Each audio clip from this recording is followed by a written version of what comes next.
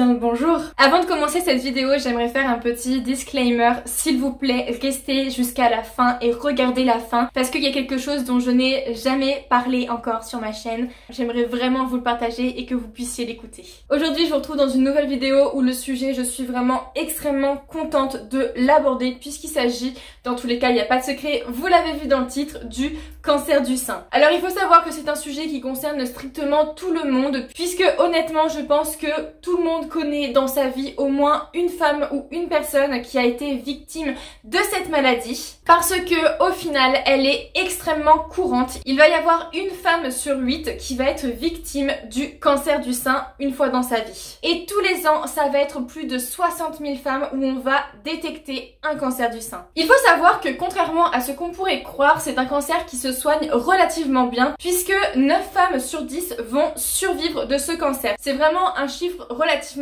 positif, mais ce cancer fait quand même des ravages puisqu'il reste le cancer le plus meurtrier que peut avoir une femme puisqu'il va tuer plus de 12 000 femmes par an. Et quand je vous dis que ce cancer peut concerner tout le monde, c'est-à-dire qu'il peut aussi concerner femmes comme hommes puisque 1% de tous les cancers du sein sont retrouvés chez les hommes. Mais alors on peut se demander qu'est-ce que c'est réellement le cancer du sein? Eh bien il faut savoir que à l'intérieur de notre poitrine, nous avons ce qu'on appelle des cellules ganglionnaires qui vont simplement venir produire du lait. Et bien ce sont ces cellules qui vont subir ce qu'on appelle une mutation, elles vont changer, elles vont donc proliférer jusqu'à créer ce qu'on appelle une tumeur et ça c'est ce qui concerne tous les cancers qui existent. Et comme pour tous les cancers, il va y avoir différents stades et en fonction du stade, on va avoir plus ou moins de chances d'en survivre ou non puisque c'est simplement la précocité du cancer. Le stade 1 va correspondre à simplement une tumeur qui va être inférieure à 2 cm et il y a environ 100% de chances de survivre quand on détecte un cancer de ce stade-là. Ensuite, il y a le stade 2 où là, la tumeur va faire entre 2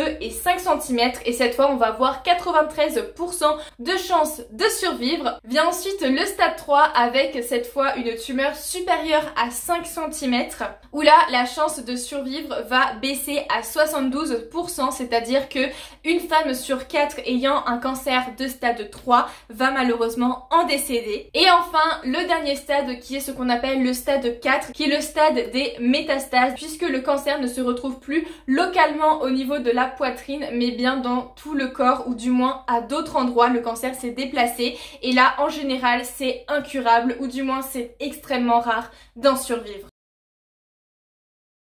Alors comme pour tous les cancers, c'est surtout beaucoup de hasards qui vont faire qu'on va développer un cancer ou non puisque c'est extrêmement aléatoire. Mais le cancer du sein a la particularité d'avoir d'autres facteurs autres que le hasard qui va justement jouer sur son apparition. Il faut savoir que le cancer du sein est un cancer qu'on appelle hormonodépendant. Je traduis, vous n'êtes pas sans savoir que le corps d'une femme est cyclique, c'est-à-dire qu'au cours du cycle menstruel, vos seins vont grossir, vont durcir, vont faire plus ou moins mal, vont devenir plus sensibles et puis tout d'un coup la douleur va disparaître, les seins vont dégonfler et ensuite ça va recommencer. Et bien tout ça c'est dû à une simple hormone qu'on va appeler l'œstrogène. Puisque oui, vous le savez que votre utérus va se préparer à la future possible venue d'un bébé, et bien vos seins c'est la même chose. Ils vont se préparer à cette venue en augmentant les cellules glandulaires. Et justement ces cellules vont venir se développer pour pouvoir peut-être produire du lait si jamais il y en a besoin. Mais donc du coup, qui dit développement dit que s'il y a une dérégulation, ce développement peut être beaucoup trop fort par rapport à ce qu'il devrait être au point de devenir totalement incontrôlable. C'est ce qu'on appelle une prolifération.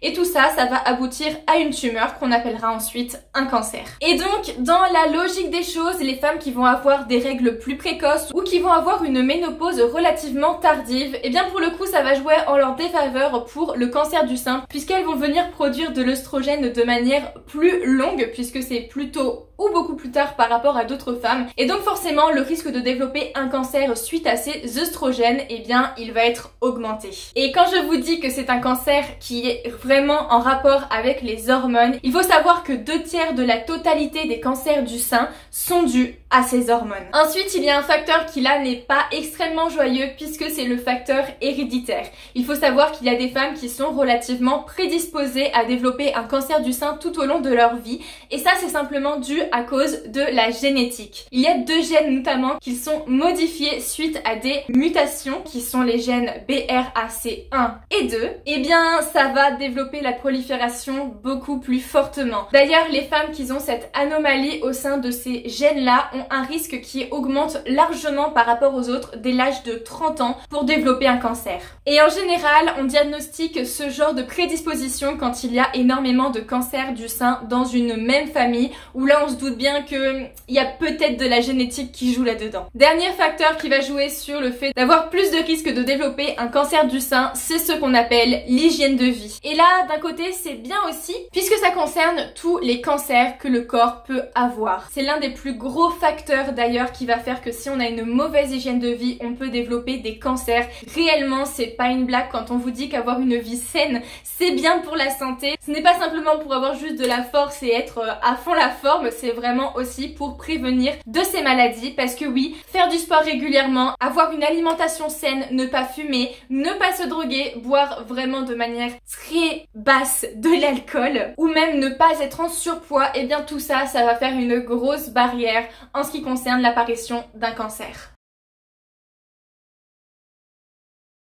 Comme je vous l'ai dit, le cancer du sein est malgré tout un cancer qui se guérit relativement bien et ça pour une seule chose, c'est parce qu'on arrive à le prendre de manière précoce. Petit rappel, au stade 1, on a quasiment 100% de chance d'en survivre. Et tout ça, eh bien c'est parce que aujourd'hui nous avons un système de prévention qui marche relativement bien et qu'il y a aussi plein d'indices différents qui font qu'on peut se demander si ce n'est pas un cancer du sein. Par exemple, le fait d'avoir une déformation au niveau du sein, une rétraction au niveau du mamelon, un changement de couleur ou même les ganglions sous les aisselles qui deviennent plus sensibles, et bien tout ça ce sont des signes avant-coureurs d'un cancer du sein qui est en train de se développer. Et bien entendu le signe le plus connu et dont on vous parle le plus, c'est une sorte de boule de grosseur que l'on peut ressentir à l'intérieur du sein quand on va faire une palpation. C'est pour ça d'ailleurs que l'autopalpation est recommandée au moins une fois par mois, mais ce n'est pas dans cette vidéo que je vais vous l'expliquer puisqu'il y a énormément de sites et de vidéos qui le font, donc je vous invite à aller en barre d'infos où je vais vous mettre quelques liens pour justement si vous voulez vous renseigner un petit peu plus sur ça. D'ailleurs je tiens à faire une toute petite parenthèse, si jamais vous venez à sentir une boule qui n'était pas là avant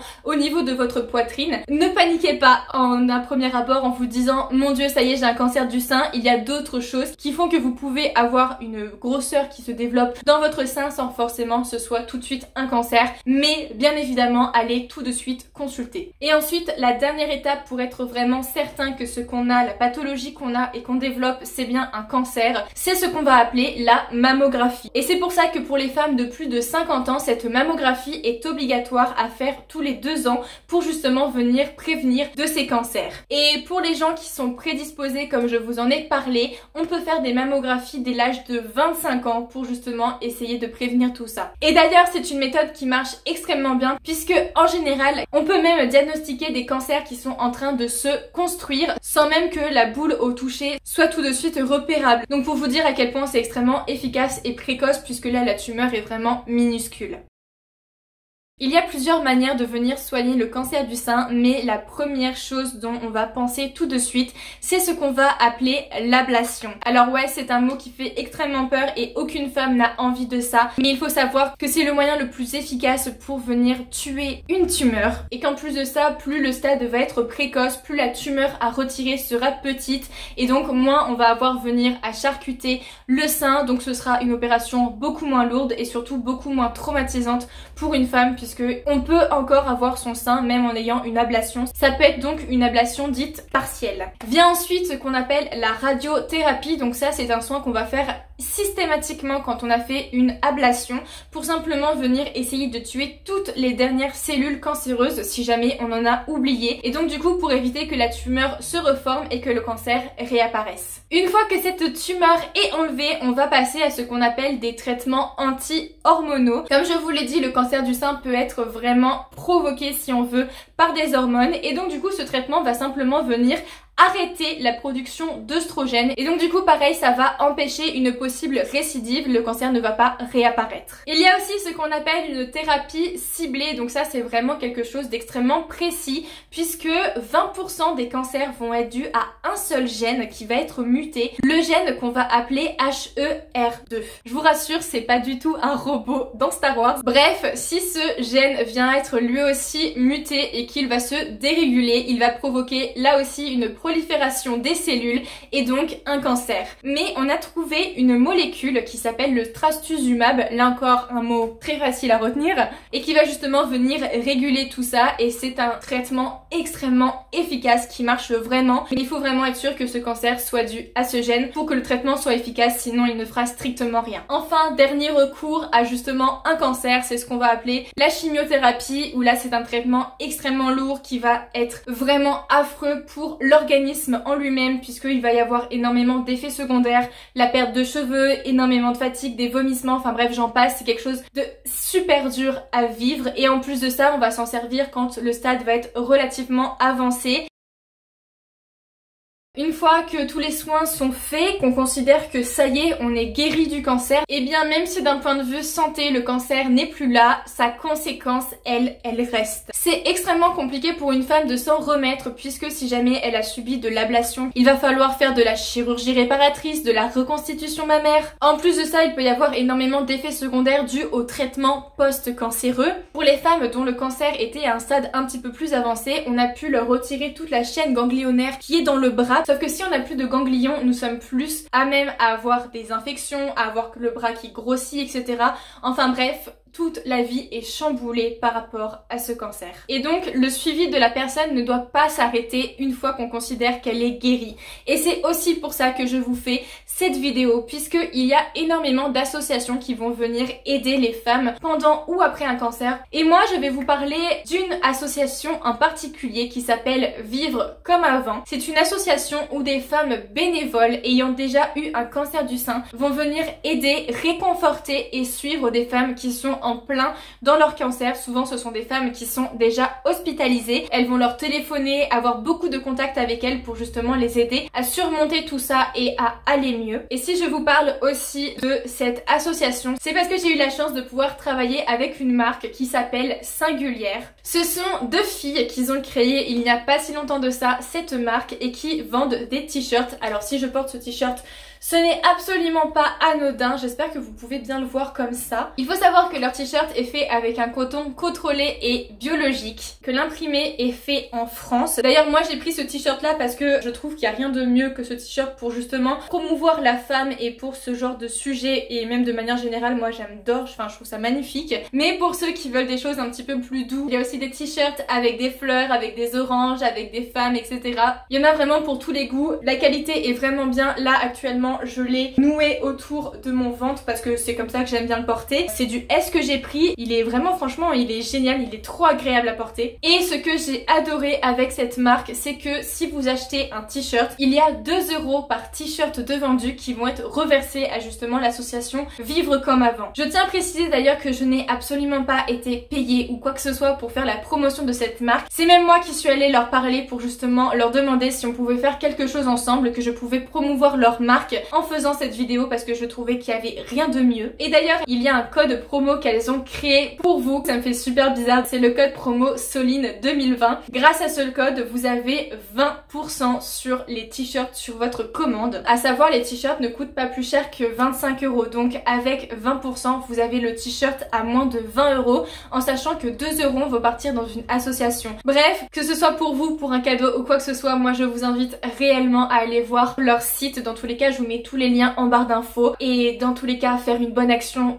c'est toujours bénéfique pour tout le monde. Sur ce, moi j'espère que cette vidéo vous aura plu. Je vous invite à me suivre sur Instagram, c'est là où je suis le plus présente clairement, et aussi à vous abonner sur YouTube et à mettre un pouce bleu si la vidéo vous a plu, ce que j'espère vraiment parce que c'est une vidéo qui me tient énormément à cœur. Et moi je vous fais plein de gros bisous et je vous dis à bientôt dans une prochaine vidéo.